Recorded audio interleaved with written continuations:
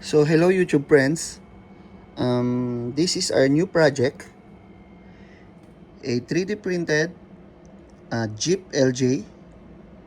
This product is from Team IJ. So this is called the Project IJ. You can buy the file in umagine.com. This is printed in Bamboo Lab. My friend printed it for me. Then maybe soon we can buy another Bamboo Lab also for ourselves. Then this is printed in PLA. So we will go through the specs.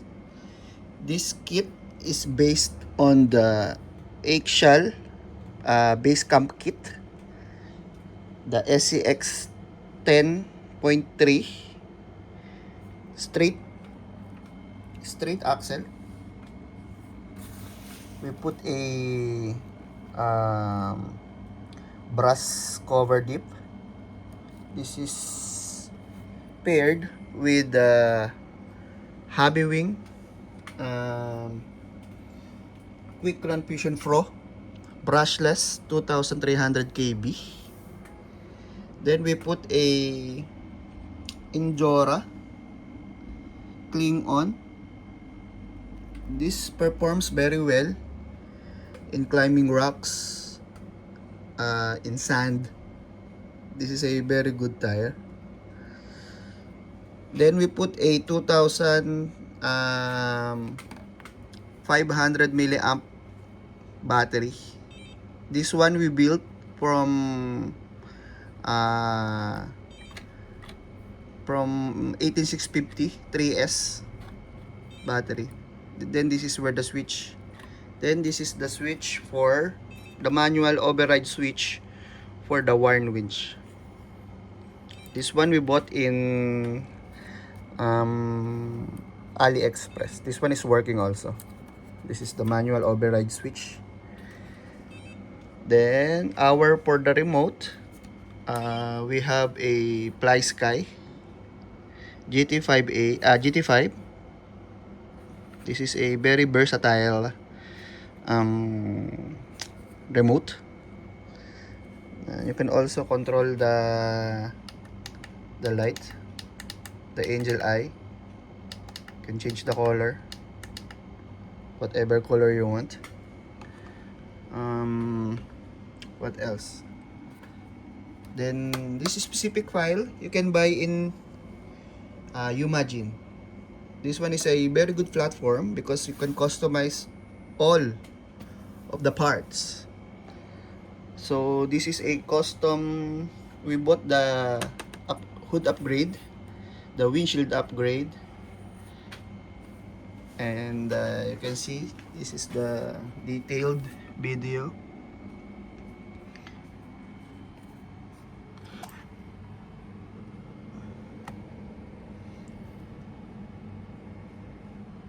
So this is the kit for the eggshell, because you can mount it on a different platform also, like the Bankish. I think they have a kit also for the Traxxas. You will just only need to buy the specific mounting file for your specific chassis. So as for me, I bought the Axial Basecamp platform kit. So that's it. So this is the rig. And also I'm doing another one, but still in production. This is a black and white, still not yet finished. So this is the second rig that I'm building. Still in production because the parts are still printing. So that's my second one. So that's it. If you want, I can show you also how it's mounted. Let's wait. Because this is only see, there's magnets. It's supported by magnets. So it will just be clipped there. Magnets, and then you have also magnets on the back. So this is a very good platform from Charles, from Imagine. See, it will just fit snugly. Then you have a lot of hood space. You can put a bigger battery if you want. So if you want the same file, you can go to Imagine. Then you can just look for the project IJ file there. So you can just buy the file. I think they are on sale now. So it's very good platform for you. If you want to DIY a nice body for your rig. So that's it. Thank you, and see you next time.